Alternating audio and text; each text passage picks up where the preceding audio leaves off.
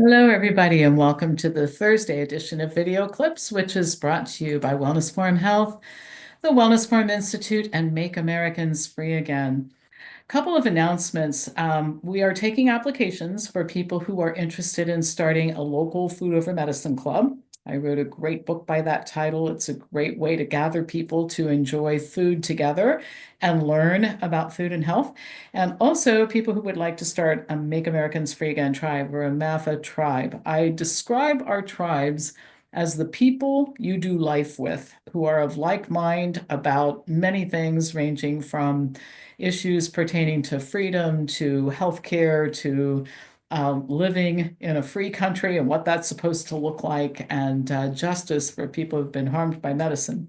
So if you're interested in that, send me an email. The other thing is our Cancer Summit for March 22nd is starting to shape up to be a life-changing event.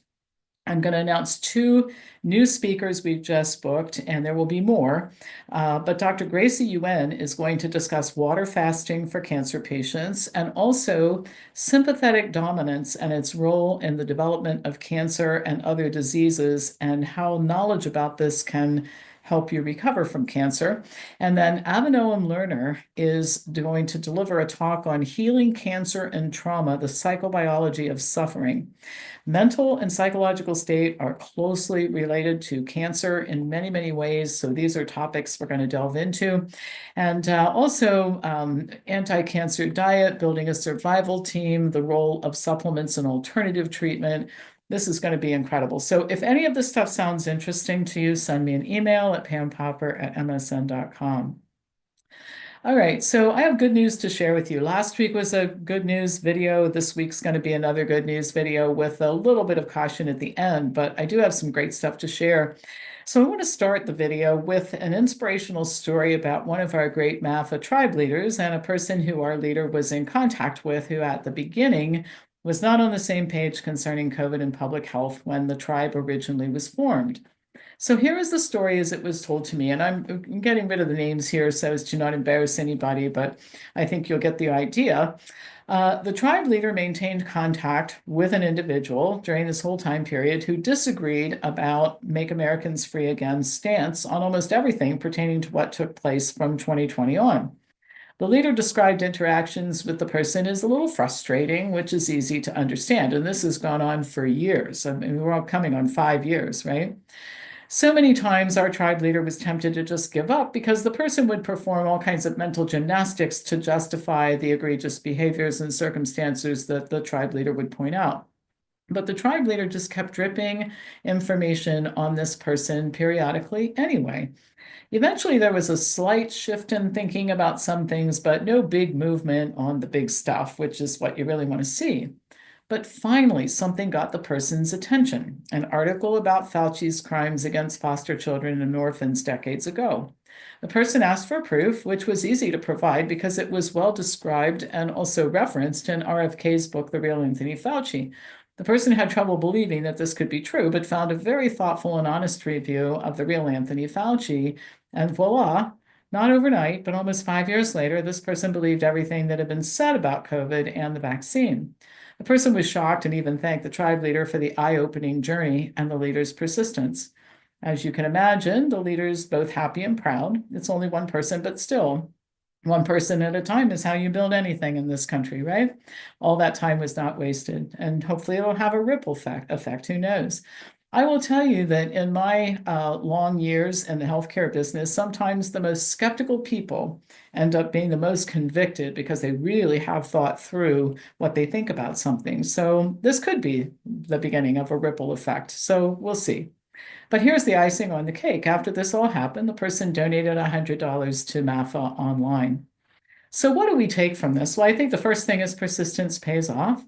So does being on the right side of things and being careful to make sure that what we say and the claims we make are accurate.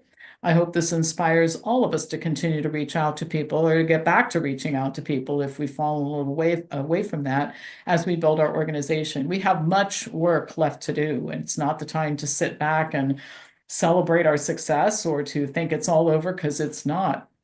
But on the same topic of good news, let me share this with you. We'll start with Congress has already issued a 520-page report supporting the claims we made in court, again, our cases against Peter Daszak and EcoHealth and Ian Lipkin and Ralph Barrick and all the players involved in, many of the players involved in creating SARS-CoV-2. And that 520-page report helps us a lot because it states that SARS-CoV-2 likely came from a lab and Daszak and EcoHealth are to blame.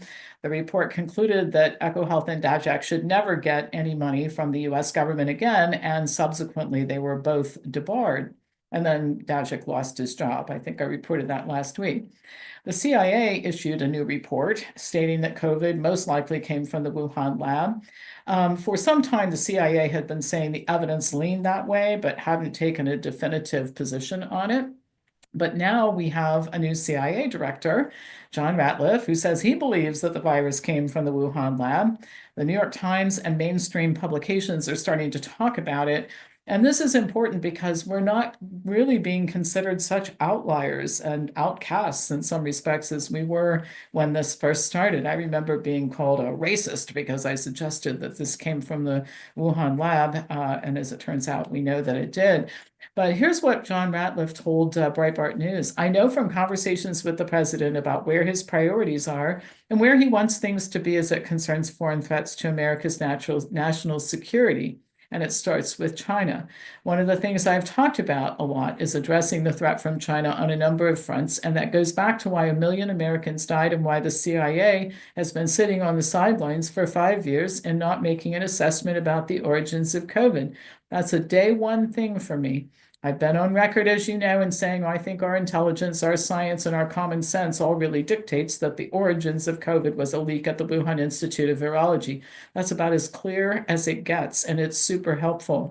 And that should be making our defendants nervous because when this all started, we had very sound science and factual information to present. But now what we have is public sentiment, and even the mainstream media and the intelligence organizations and the federal government starting to come over to our side of this, and that's super helpful. There's no question about it.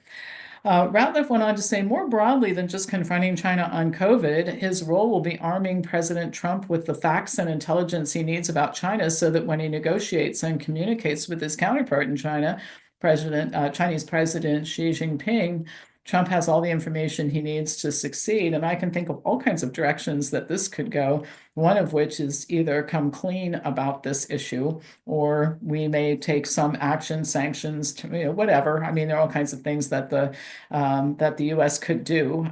Tariffs, he's made that threat to others, and they've decided to back down, as you know.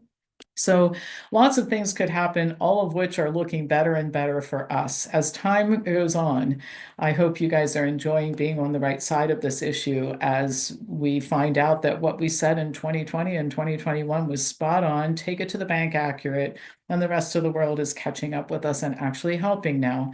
Makes me feel good, right? Now, here's why we need to remain diligent. We have a lot to do yet. And I'll start by saying that many people stood strong on their decision not to take the COVID vaccine. And I think there were a lot of reasons for it. A lot of us, I consider myself one of them, had already become pretty skeptical about vaccines in general.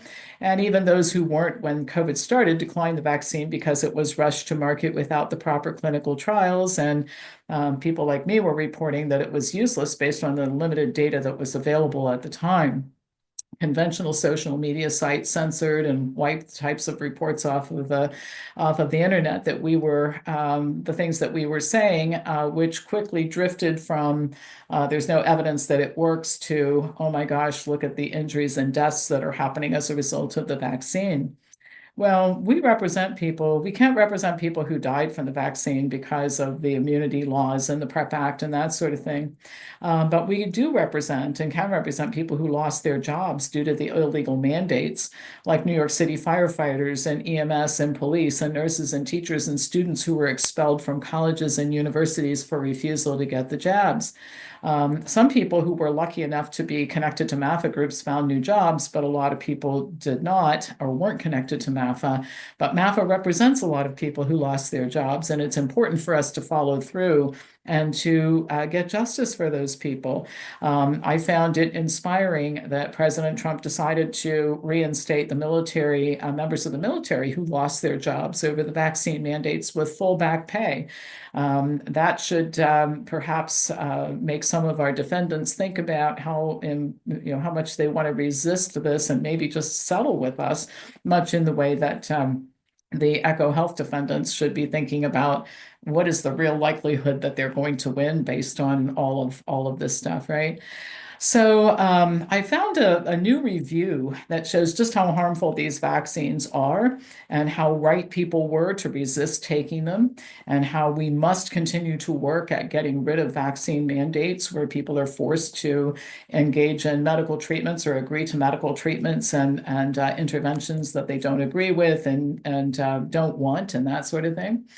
This particular review was written by two people for whom I have a great deal of respect, Peter Gertje and Marianne Damasi. Peter Gertje is the former head of Nordic Cochrane in Denmark, and Marianne Damasi is an investigative reporter from Australia. I met her when I was speaking at a convention in Denmark a few years ago. The review included 18 systematic reviews, 14 randomized trials, and 34 other studies with control groups. Gertje and Damasi report that almost all of the studies were of poor quality. A systematic review of regulatory data on the two pivotal trials of the mRNA vaccines found significantly more serious adverse events, or SAEs, of special interest with the vaccines compared to placebo, and the excess risk was considerably larger than the benefit. So whenever you're talking about a medical intervention or considering one, you're looking at what's the benefit I'm going to get, the risk I'm going to take, and if the benefit isn't greater, you shouldn't do it, right? The adenovirus vector vaccines increase the risk of venous thrombosis and thrombocytopenia, and the mRNA vaccines increase the risk of myocarditis with a mortality of about 1 to 2 per 200 cases, which is very, very high. They found evidence of serious neurological harms, including Bell's palsy, Guillain-Barré, and Guillain-Barré is a frequent side effect of almost every vaccine, just as an FYI, myasthenia gravis, and stroke, all of which are likely due to autoimmune reactions.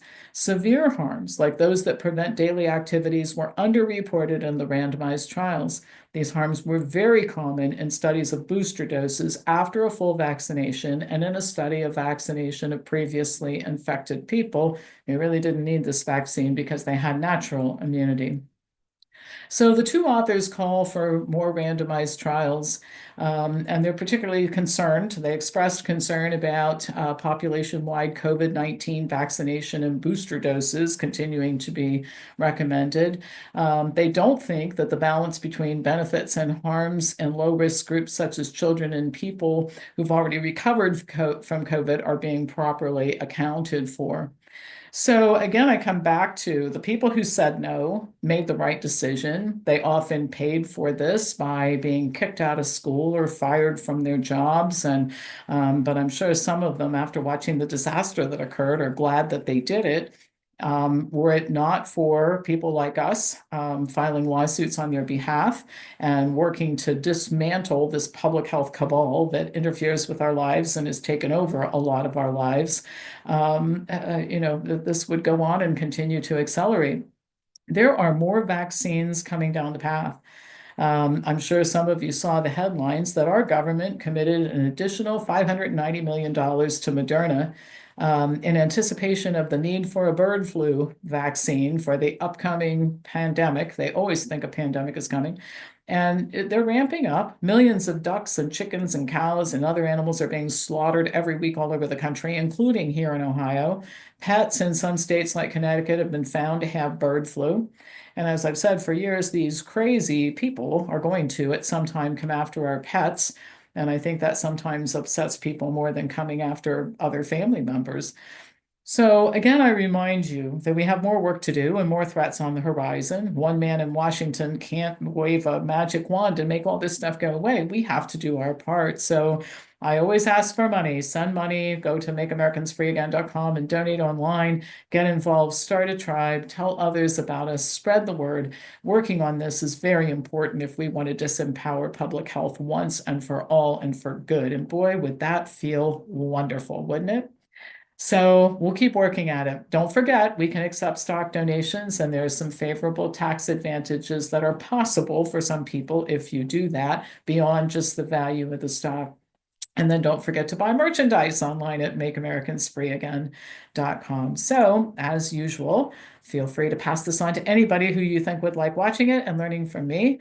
Write to me if any of the things I said today are interesting and you would like more information, like our Cancer Summit and some of the other things we have coming up.